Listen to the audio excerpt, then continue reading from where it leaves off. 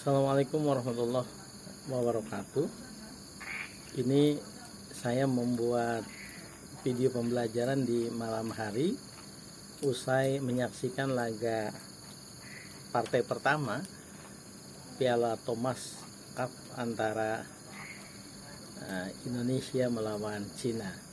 Tadi tunggal pertama Indonesia sudah memberikan 1 poin untuk kemenangan Indonesia atas Cina. Kini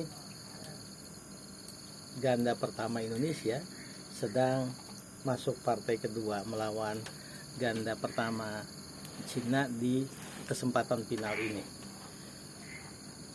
Minions tidak dimainkan, dipecah, dan salah seorang diantaranya, kalau tidak salah Gideon, akan istirahat di malam ini. Mudah-mudahan ini strategi yang tepat. Malam ini tentu saja saya tidak sedang atau tidak akan mendiskusikan soal Piala Thomas. Saya baru saja usai sholat Isya waktu Padang, dan saya akan melanjutkan pembahasan mengenai politik hukum. Pada video sebelumnya, di durasi yang agak panjang, saya sudah bercerita mengenai politik hukum dalam banyak perspektif ya. Dari mulai politik hukum sebagai studi, sebagai mata kuliah yang diajarkan di mata kuliah wajib di kampus kami baik S1 ataupun S2, kemudian juga soal ruang lingkup, soal makna, soal sifat politik hukum, lalu hubungan antara politik dan hukum.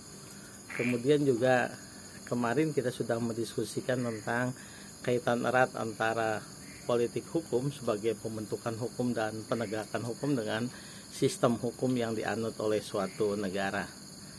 Sahabat, sebetulnya saya ingin sekali menjelaskan soal hal yang sangat prinsip mengenai politik hukum.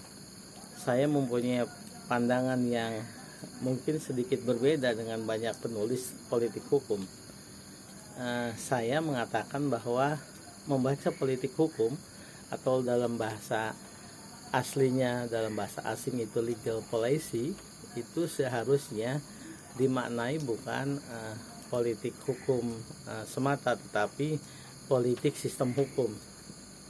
Mengapa saya menyebut begitu? Karena sebetulnya yang sedang kita diskusikan, legal policy yang dimaksud adalah politik of legal system, politik dari sistem hukum yang dianut oleh suatu negara secara nasional, baik yang sedang dan akan dilaksanakan begitu ya.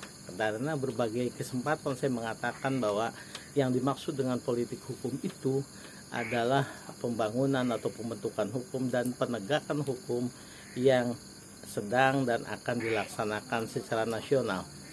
Kalau demikian, maka yang dimaksud dengan politik hukum bukan politik hukum dalam arti sempit, apalagi kemudian lebih sempit lagi politik perundang-undangan. Sahabat, mengapa saya kemudian ingin mengelaborasi istilah politik sistem hukum? Karena kita paham bahwa di berbagai kesempatan, dimulai dari disertasinya Profesor Mahfud MD, Profesor Mahfud MD ketika beliau menunaikan atau kuliah di program doktor hukumnya UGM, beliau menulis tentang politik hukum di Indonesia. Lalu kemudian muncul disertasi lain, buku-buku yang membahas khusus tentang politik hukum. Nah, pada banyak tulisan tentang politik hukum itulah lalu kemudian saya menemukan sebetulnya yang sedang ditulis, yang sedang dikaji oleh banyak penulis kemudian adalah politik perundang-undangan. Ketika ada yang menulis tentang politik hukum kekuasaan kehakiman, maka sebetulnya yang sedang dikaji adalah politik hukum perundang-undangan yang mengatur tentang kekuasaan kehakiman. Tentang undang-undang kekuasaan kehakiman, tentang Mahkamah Agung, tentang Mahkamah Konstitusi, tentang Komisi Yudisial.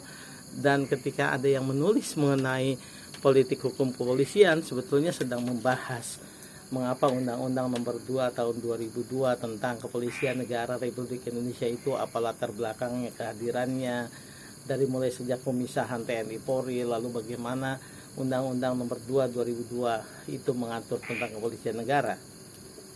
Yang saya maksudkan bukan itu. Politik hukum jauh lebih luas dari sekedar politik perundang-undangan, bahkan juga dari sekedar politik hukum. Karena yang dimaksud dengan politik hukum yang ingin saya katakan adalah politik dari sistem hukum. Nah, ketika bicara politik dari sistem hukum, maka sistem hukum, perspektif yang harus kita gunakan adalah perspektif yang paling tidak sebagaimana yang sering kita kutip dari pandangan Friedman.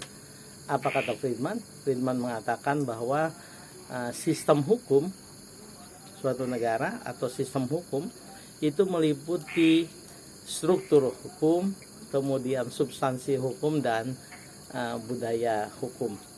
Keseluruhan subsistem itu membangun atau membentuk satu kesatuan sistem yang dimaksud dengan sistem hukum. Jika pandangan seperti itu, maka tentu saja pendekatan yang kita gunakan ketika mendiskusikan politik hukum sebagai politik sistem hukum, maka pembahasan kita harus dimulai dari apa yang membangun dari sistem hukum itu. Saya akan mengupasnya secara detail, paling tidak pertama dari pandangan Friedman apa yang dimaksud dengan sistem hukum, lalu kemudian pandangan Profesor Lili Rashidi yang menulis pendekatan sistem misalnya dengan I.B. Wiase, lalu kemudian ada beberapa ahli lain yang mengupas tentang sistem hukum. Sahabat, pada video selanjutnya saya akan khusus mendiskusikan apa yang dimaksud dengan politik sistem hukum sebagaimana yang prolognya saya sampaikan pada kesempatan ini. Terima kasih, selamat malam, sampai bertemu di video berikutnya. Assalamualaikum warahmatullahi wabarakatuh.